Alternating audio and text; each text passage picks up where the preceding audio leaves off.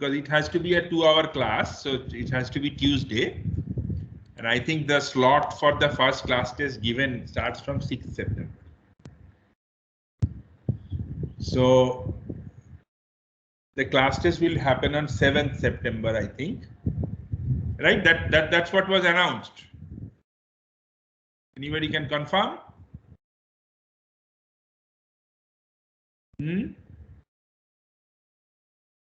Can anybody confirm the dates of class test announced? Yes, sir, on 7th September. Right. So in 7th September, thank you. On 7th September. So from now on, we will go into a sort of a problem solving mode, because unless you are able to solve problems, there will be no theory question, nothing in the exam, only problems. So, but if you don't read it, you won't be able to solve them. And if you see the assignment sheet, these I mean, I am very happy and proud of those assignments. There, you will not find them anywhere. They're all made by me, and they are of reasonably good standard. So you try to solve them. That, I think it will be interesting for you, because unless you find something which is challenging, which you cannot do at the first go, it won't interest you. So I strongly suggest that you try to solve the problems. You will have to apply your mind. So let me go into the assignment sheet and try to understand.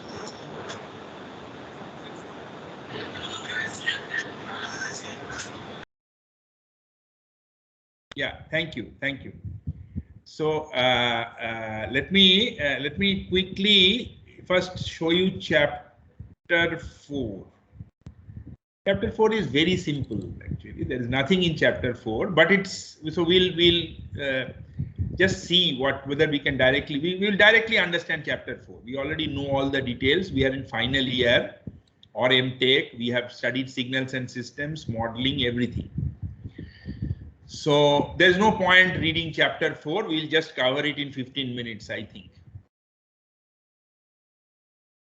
So let me just, we are in chapter 4, and there is, so chapter 4 is, but it's a very important application. Just because we know it doesn't mean that the subject is not important. So it shows that, so instruments, when they encounter signals which are varying with time, the dynamic characteristic of measurement systems are applicable or important when you encounter a situation where the input signal is varying, like maybe some torque or some force is varying, or some temperature is pulsating, or some flow measurement case.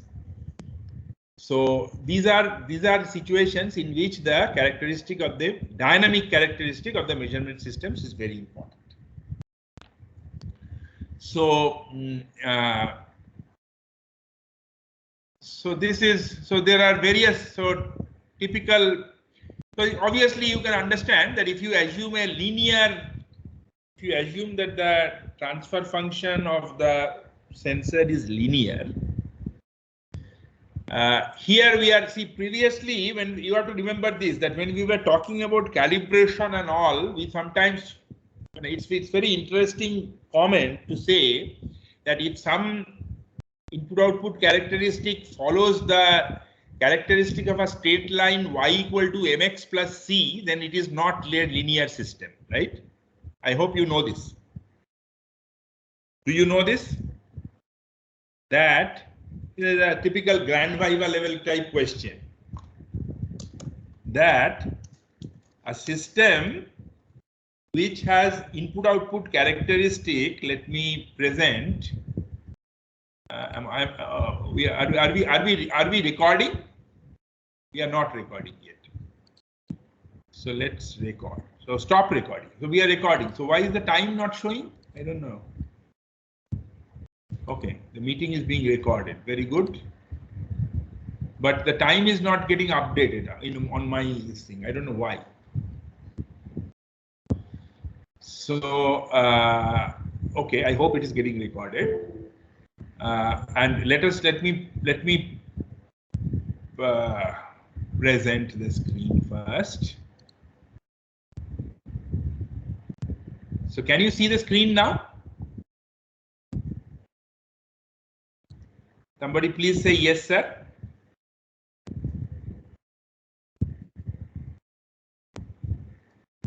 Yes, sir. Thank you. So, yeah. So what I'm trying to say is that I'm sure you know this. That let me get a whiteboard going. So I'm sure you know that a system is called linear. When is a system called linear?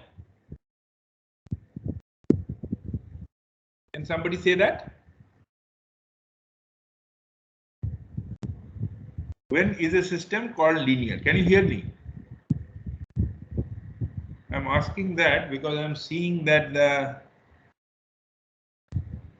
When the input is multiplied by constant, then the output also gets scaled by the same amount. that is a somewhat simplistic. Yeah, you are right, but that is a sort of little bit partly. It's a part definition. So if you have a static instrument, a system, if a system is static, means its current output depends only on an input output characteristic is called static. Let us get a new board. Yeah. So create new board. Why is it? Yeah. So an input output characteristic. So if y is equal to some a function, algebraic function of, or rather yt, let's, if yt, sorry, if yt is a function of ut only, so what happened here? See, this is, it recognizes these things, and I don't know why this is very irritating. Now it cannot be rubbed. See, I don't know how to rub these things. Everything rubs, but this does not rub, because it has. Why that it happens, I have to figure out. This is a new software. It never used to happen last semester. So I'm saying that if y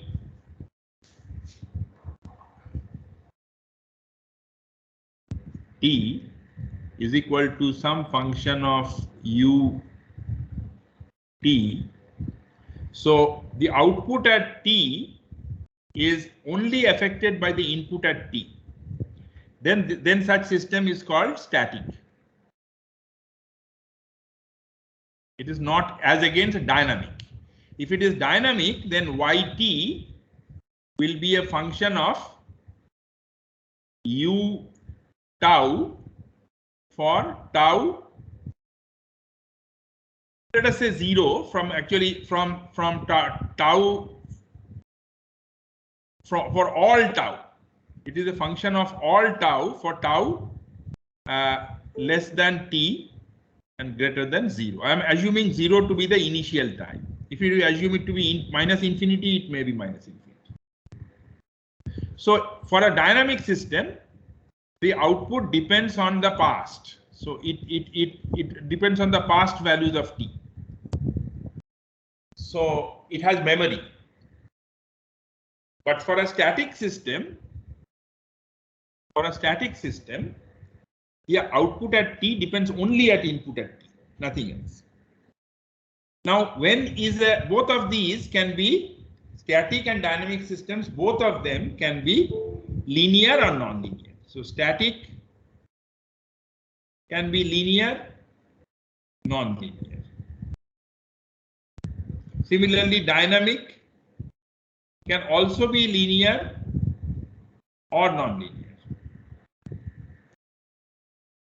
So when you consider static systems, then a static system is linear if yt is equal to, you can describe it as some k times t into ut. This k can be a function of t, that is allowed, but it cannot be a function of, it cannot be a function of, has to be only a function of, it only has to be a function of u. Typically, for a simple description, we drop this. And that's what you said just now, one of you, that it should be proportional to u. So this is a more common description. If yt is equal to k times ut, then we call it linear. But the equation of a straight line is k times ut plus a. So, but if this plus a is there, then this yu relationship is not linear. So this is non-linear. And you can easily verify that it does not obey superposition. So if you apply u1t, which gives y1t, and if you apply u2t, which gives y2t, then u1 plus u2t will not give you y1 plus y2t. So this is non-linear. There can be other equations also. This is why I'm mentioning, because it is in geometry it is the equation of a straight line, but mathematically it is not called linear. Similarly, for dynamic and linear, non-linear, we say that it has to obey superposition theorem. One thing I'm just describing this because it's a very common thing. One thing you have to understand, that superposition not only should happen with respect to input, it should also happen that superposition is with respect to initial conditions. These dynamic systems, typically the output is actually a solution of a differential equation. So the solution of a differential equation depends not only on the forcing function, but also depends on the initial condition. So if a system is linear, it should obey superposition not only with respect to the forcing function or input, it should also obey superposition with respect to the initial condition. So this is the complete statement, and in the context of instrumentation, if a system is dynamic and if the input is steady, then we can reduce it to a static description. So we know that a transfer function, say k by s plus a, if you apply a step input to it, then let us say if you apply a step input, unit step input, then the output of this transfer function, you apply unit step, which is a steady input. Then the output will be a step input. Again, not really a step input, but it will be steady. The steady value of the output will be k by a. Right? So you see that although the system is dynamic really, but under the condition that the input is steady, it can be considered to be a static system. So in the context of instrumentation, when you read chapter 3, it says static characteristics. It means that the system characteristic is something like this, but actually the system characteristic may well be defined by a differential equation. It's possible, but when the input becomes steady, at that time this differential equation solution can be obtained. That means the steady state solution can be obtained just by a simple static characteristic. So when we measure steady values, we don't need to consider the additional complexity of the dynamic characteristic of the instrument, and we can simply treat it as a gain, right? So, but when we in chapter we are saying all these things in the context of chapter 4 of the book. So when we are talking about chapter 4, you see, we are saying that we are trying to look at situations where the input is not steady. So therefore, we have to now consider a dynamic model of the sensor. So it is assumed, again for simplicity, and it is also common, that the instrument is described by a transfer function, because nonlinear differential equations are very complex. So let us first see that if the systems are described by differential equations with, let us say constant coefficients, then they are in the Laplace domain, their characteristic can be captured by a transfer function. So you can see that typical system elements will have transfer function. For example, if you have a temperature sensor, then it will have, in a situation where the heat is, for example, it is trying to measure this temperature T, if the fluid temperature TF is oscillating, then the indicated output of the temperature will be the output of a first order system. So it will have a phase lag.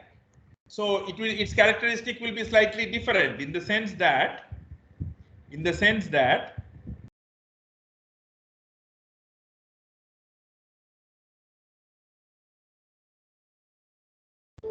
so now if you have a temperature sensor whose input is TF and output is T measured, so if the input is a temperature which is varying like this, then the output will obviously be a temperature in the steady state. It will be a temperature which is lagging.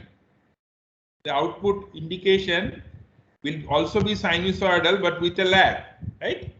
Because it is the output of a first order dynamics. So you can now see that it is not, you can no longer say that that Tm is K times Tf. Such a relationship will not be able to describe the variation of Tm with Tf over time. You have to use a more complicated description, which is really a mathematical solution of the first order differential equation with a sinusoidal forcing function. So this is what we all know this. This is what is taught in the second year signals and systems course. So therefore, I'm not. Therefore, you all know this. If you want, you can read the book again. But we already know what is the time constant of a system. Then there are electrical time constants. For RC circuits, we have RC as time constant. For inductive circuits, we have L by R as a time constant. So this basic signals and systems theory, all these Laplace transforms are described in this book, because the book has to be self-sufficient. So I am not going to talk about these things. You can, if you want, you can scan them. You already know it. And then some models that they have described for how to get dynamic models. We have done all these things before, so we can derive these equations very simply. Not a problem. Similarly, if you can have a second order element rather than a first order element, again, you can have, if you have RLC circuits, you can have second order differential equations. Similarly, step response of first order and second order elements, we have studied it so many times, so we know everything about it. Damping, over damping, under damping, critical damping, we know everything. So I'll not talk about these things at all. Sinusoidal response, again, we know sinusoidal response. These talking of a transient response, there is something called sinusoidal steady state. This is the transient term, and then there is a sinusoidal steady state term, which we learned in first year, so, which I was just talking about as a lag. So we know all these. So these things are known already. Now, if you want to have dynamic errors in measurement systems, you will apply the same thing, right? So you will now get a dynamic error of a measurement system, which is ET, which is delta O by delta I, and then you can, if it's all linear, then you can also get a transfer function for the error function. So this is a dynamic modeling of a temperature measurement system. There is a thermocouple, so you can see the thermocouple has a first order dynamics, which comes basically due to its thermal capacitance. Then there is an amplifier. Amplifier also has a frequency response. and then it goes to a recorder, let's say an electromechanical recorder, which also has its frequency response. So now if you give a, let us say, if you suddenly drop the sensor, if you suddenly drop the thermocouple into a hot fluid, then you can consider that here you are providing a step in. So if you suddenly drop the thermocouple into a hot fluid, what will be the response? You can calculate through these transfer functions. I don't know what they are doing here. Are they doing that? Say, see, they are calculating the dynamic error for a step input of plus 20 degrees centigrade. So it's very simple. You already know it. Then Fourier series, harmonics, this also you know. That's what I was saying, that chapter 4 is nothing to be actually talked about. So it's completely known to you. Then techniques for dynamic compensation. So sometimes you want that the measurement is sensitive to much high frequency, high frequency inputs. So there are ways by which you can even if the sensor, original sensor, does not have a very high bandwidth, there are ways by which you can increase the bandwidth of the measurement system, right? So how do you increase the bandwidth of a measurement system? One of them is this compensation. So you see that if we take this is the uncompensated thermocouple. It has a time constant tau, so it will have a bandwidth. But if you connect it to a lead lag circuit, then, and if you say tau 1 is almost equal to tau, then you can cancel these two and your response will now follow a 1 by 1 plus tau 2. And if you make tau 2 smaller, because it's an electric circuit, you can choose this tau 1 and tau 2 values and you can make this tau 2 smaller.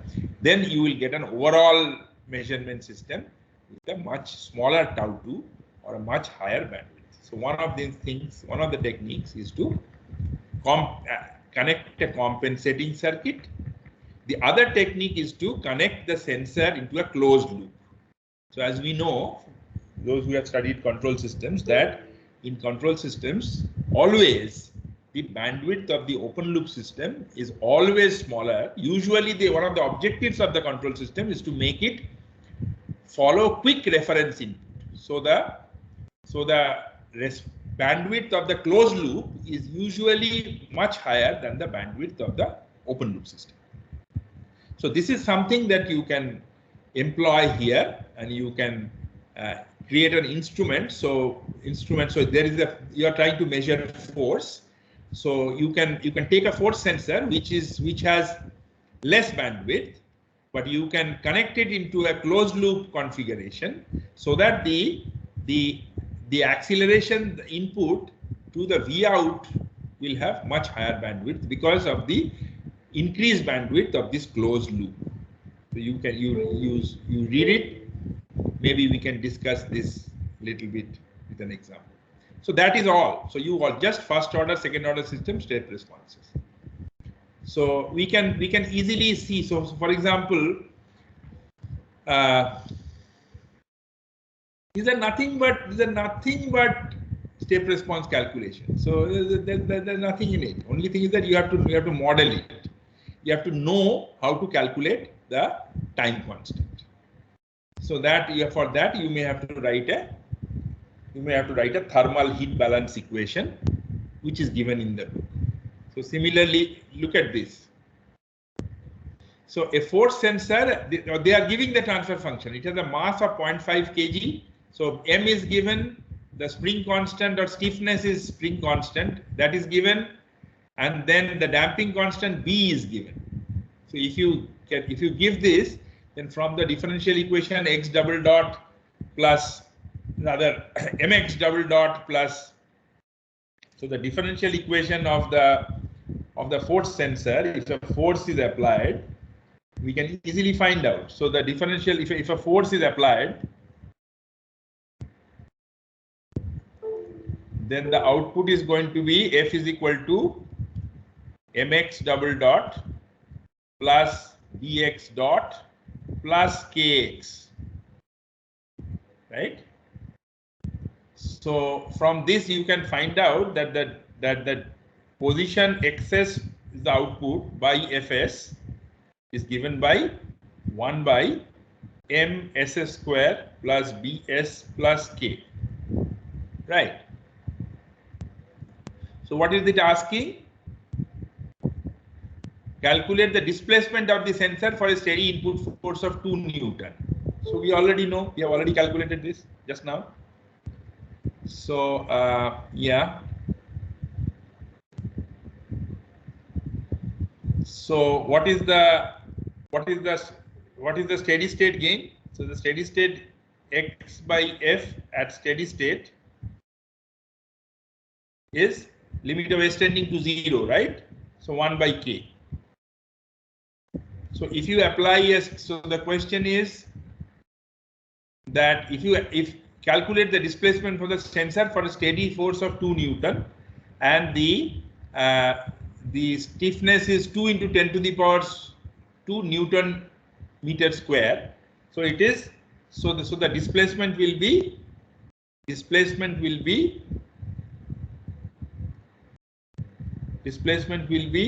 1 by k. So the displacement is going to be 1 by 2 into 10 to the power 2 into 2. So 2 will get cut. So you will get 10 to the power minus 2 meters, which is 10 cent. I don't know what is that.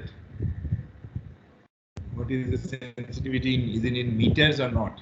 That seems to be. This seems to be very large. This seems to be 10 to the power. This is like 1 centimeter. So the displacement will be 1 centimeter. It's very easy to calculate. So calculate the displacement of the sensor for a steady input force of 2 Newton. The answer is 1 centimeter. Are you following what I'm saying? Is it clear? Yes, sir. Yeah. So you see, you already know this. So we can. This is really simple. We'll just let's. Where is that? Yeah. Similarly, we can directly solve these problems. It's very easy. See, dynamics of the system determined by second order transfer function, sensing element, natural frequency is given, damping ratio is given. So you know the transfer function. If for a second order system, the linear system has an overall steady state sensitivity of unity. So the gain is so you can immediately write that the transfer function, I'm talking about problem 4.3. So you can immediately write that the transfer function is 1 by s square plus twice zeta omega n s plus omega n square. Rather, it is omega n square by so. Then the steady state gain is going to be 1. The problem says steady state gain is 1. Omega n value is given, zeta value is given. So you know the transfer function. So it is now saying that this sensor you have given applied this force. So you see it has a calculate the system dynamic error corresponding to the periodic input force. So you find out what is the output for each of these frequency components. Then you subtract from input, you will get the dynamic error for each component, add them, you will get the total dynamic error. Extremely simple. Uncompensated thermocouple has a time constant of 10 seconds in a fast moving fluid. So again, if the fluid flow has very high frequency components. So they are saying that how you can see the fluid time constant of the original thermocouple is only 10 seconds. So that means that if you see that take its bandwidth to be 3 dB cutoff frequency, then it can only measure 0.1 hertz frequencies of flow variation. But if you so you see if you compensate it with this, then the 0.1 hertz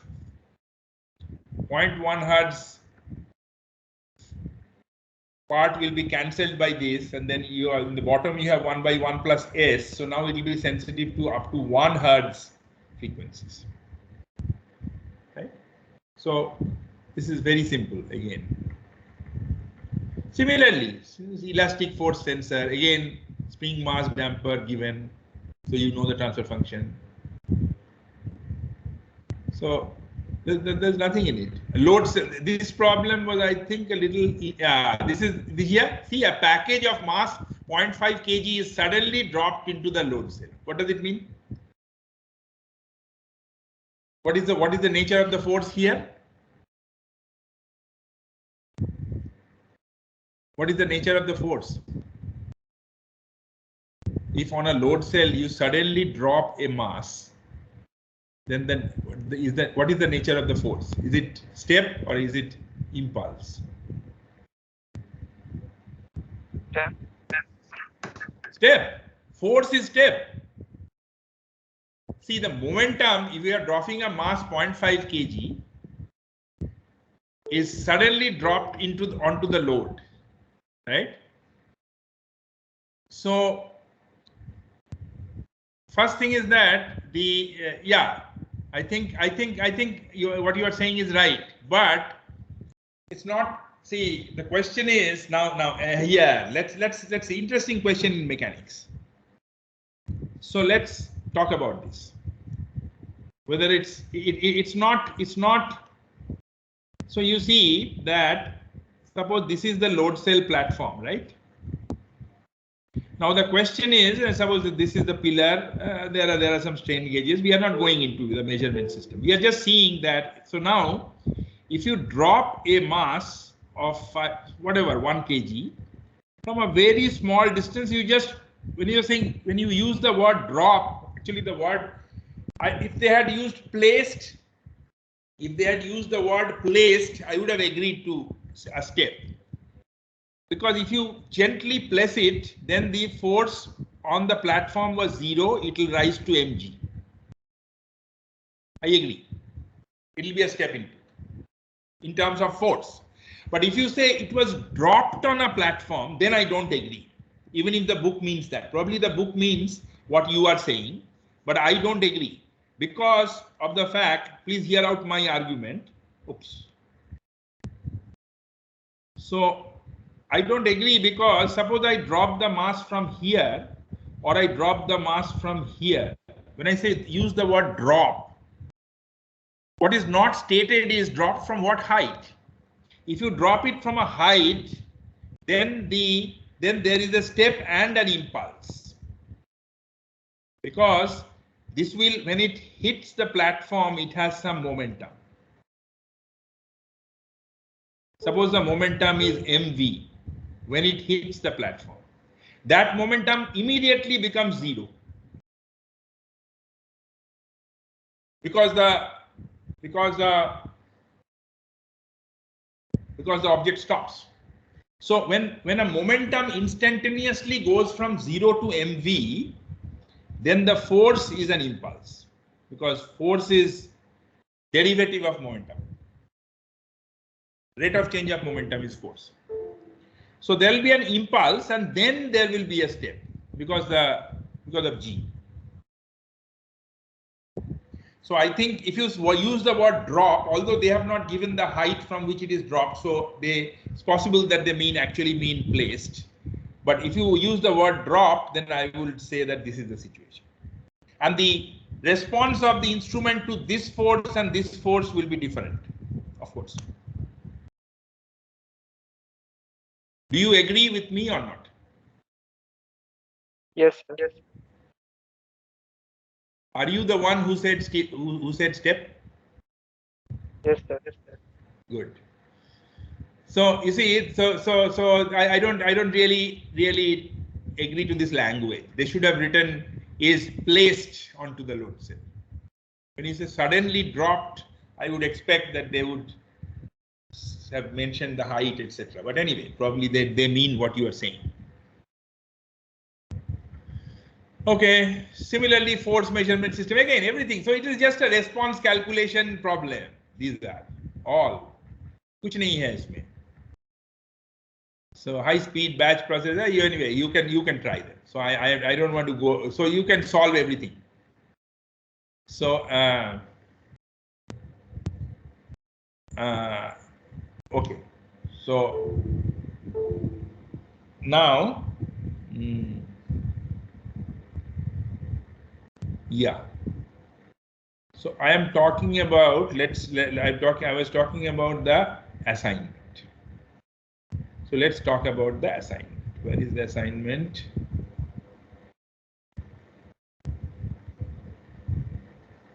Where is the assignment? One moment, we'll find out. The assignment is here, I think. Tutorial sheet, yes, this is the assignment. We have about 10-15 minutes.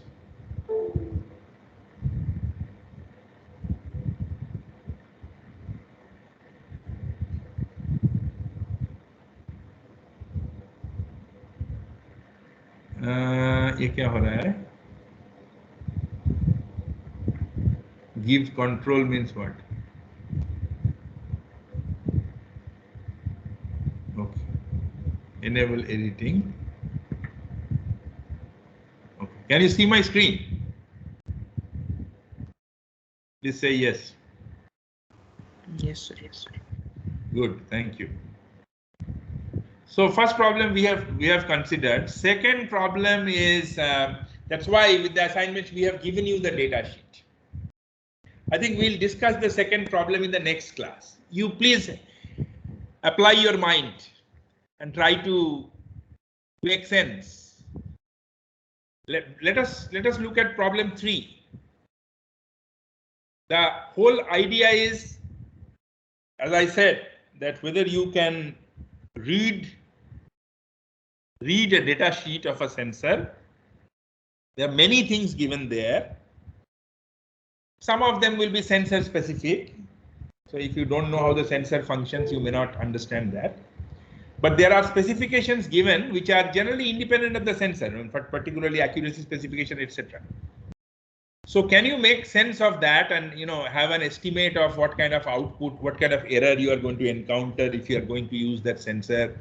This is a fundamental ability which lets you choose sensors, compare between two sensors, etc.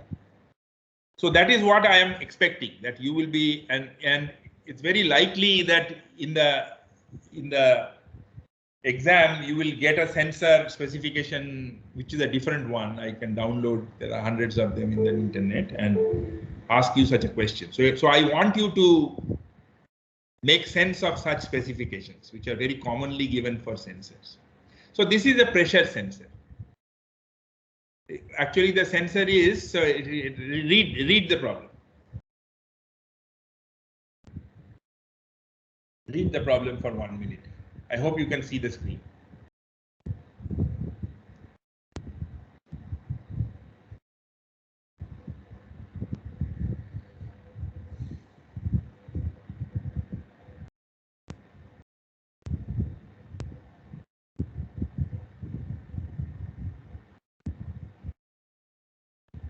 So what can you understand from here? First of all, can you draw a block diagram of this sensor? Can you draw a block diagram of just, we have this sensing, signal conditioning, application, signal processing. We have that block diagram. Can we draw a block diagram of this?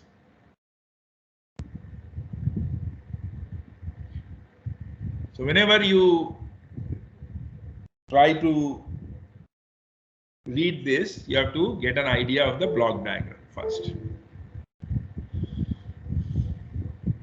So here what is happening is that there is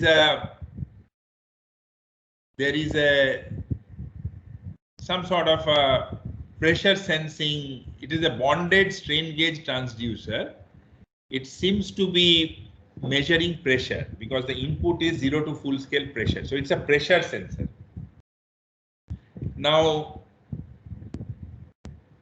pressure is somewhat like stress. So how the strain gauge senses the stress? So there will be some element, something like a diaphragm kind of thing, on which the pressure is applied, and then the diaphragm tries to stretch or get displaced, and that causes some strain on the diaphragm, which is sensed by the strain gauge. Then the strain gauge, as we know, strain gauge output is, strain gauge will have a resistance change. Now this resistance change will be transduced to probably inside it is first transduced to a voltage change, then the voltage is transduced to a current change. Probably, we don't know. But we know that, so finally we know that there is a pressure input and there is a current output. These are the inputs and outputs of the instrument system. And so what is the span? The span is 16, 20 minus 4. The maximum current is 20. This is the output span.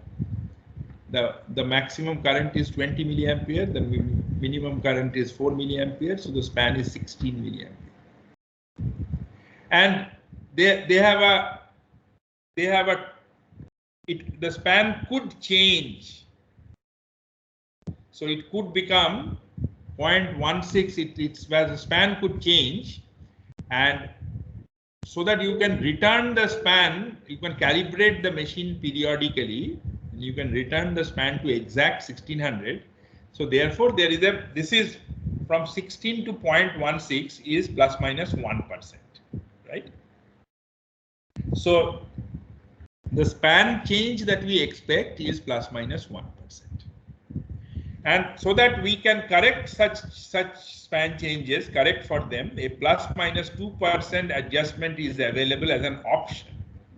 So if you are willing to spend more money and want a more accurate measurement of pressure, and if you have facilities so that you can accurately calibrate the machine before each measurement, then you can ask for, when you are purchasing the sensor, you can ask for a sensor with a span adjust facility. So you see how it is important now for you to understand. So now that span adjust facility will cost you more money. So as an engineer, you have to decide whether you should buy that sensor or not. So to be able to decide, you have to understand whether this 0.1% change in the span, or rather 1% change in the span, is an error which you can accept or may not, or you cannot accept. That is a decision you have to make. Similarly, you see here the zero can also change by plus minus 0.16 milliampere, which is 4%. So you can optionally ask for a plus minus 5% adjustment so that you can correct for the zero offset also. Even if you correct the span, then there are other effects. For example, there can be non-linearity effects. The strain produced in the diaphragm may not be exactly linear with the pressure applied. Similarly, the resistance change of the strain gauge may not be exactly linear with respect to the strain. Especially there are strain gauges called semiconductor strain gauges. We'll read them which have very high sensitivity, but may have linearity problems. So there is some non-linearity, or which is so they are giving an overall accuracy figure. So when we have an accuracy figure, this deviation from linearity can happen due to non-linearity. It can happen due to hysteresis. We understand these terms now. We have studied them, and it can also happen due to other random factors which we cannot control. So there's a repeatability. So all these are taken together and given. They have given you an overall accuracy figure, which is plus minus 0.25% of span. So they are saying that whatever is your best fit straight line method, you will, if you calibrate it properly, then you will get a non-linearity error will be with respect to the straight line. See, the straight line can vary. The straight line can vary because the span can vary and the offset can vary. But this here they are talking about once you have determined the span and the offset, then there is a non-linearity error, right? So this is the deviation from the line. There can be error due to the line deviating, and then there can be an error in a reading which shows the error from the line, right? And here they are saying that this is a 0.25%. This instrument is available in various ranges, So for small range instruments, the figure cannot be contained within plus 0.25% because the span is small. So they need a worse 0.5% span figure. Let's take any one of them. So maybe 0.5%. Then there are some safeties. Resolution is infinite. It shows that the instrument is inherently continuous, and even a small change in pressure is supposed to cause a change in resistance, which is supposed to cause a change in current, right? And so that's what is meant when they say resolution is infinite. They mean that the mechanism of measurement does not have anything discrete. Here they are talking of these accuracy figures. They are saying that if you overload an instrument, say an instrument is actually originally meant for 15 psi. If you suppose apply 30, 40, 50 psi to a 0 to 15 psi instrument, what will happen? So they are saying that up to 5 times range, the reading will not be, you cannot get this sort of accuracy. But if you take off the pressure, it will return, and the instrument characters will not be destroyed. It will return again, and again you can make a small 0 to 15 psi instrument measurement. But if you cross this 5 times range, then the instrument may get damaged, and it may never get back its accuracy again. And if you go more than 10 times range, then the instrument, then maybe the diaphragm can burst, and then the instrument will fail to function anymore. So such things are important right now. They are so these are these. Then they are saying that there is a compensated temperature range in which there will be a lower error, I suppose. I don't know whether they have mentioned. So they have mentioned that. Then there is a overall temperature operating range. It will work probably with worse error in this. And they are saying that the thermal sensitivity shift is less than 0.01% of span per degree Fahrenheit over compensated temperature range. And thermal zero shift is less than 0.10% of span per degree Fahrenheit over compensated. So this is the effect of the modifying input.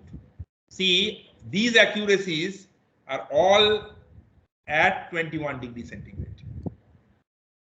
So these are further accuracy degradations which happen due to ambient temperature change. Similarly, there are further accuracy problems which happen when the supply voltage, excitation voltage is changed from 24 volt DC. It will operate in 15 to 40 volt DC any voltage, but it will not give the characteristics at 24 volt DC. So this is what is stated. Then there are other things. There are some details about what kind of connections mechanically, because you have to connect it to your pipe, right? So you need to know what connection is required and what is the insulation resistance so that there's no short, and what kind of mounting is required. So these are some other technical details which may not be relevant here. So now with this, the question is, you make a model of derive the steady state sensor model. That means that K into I plus A plus Km into Im into I plus Ni plus Kii, that model that we have talked about. From these things, can you derive that model? Is the question. So we'll stop here today because time is up and you may have classes. So this is one problem, and we'll run you through the other problems and encourage you to solve them. So that's it for today. Let me stop presenting.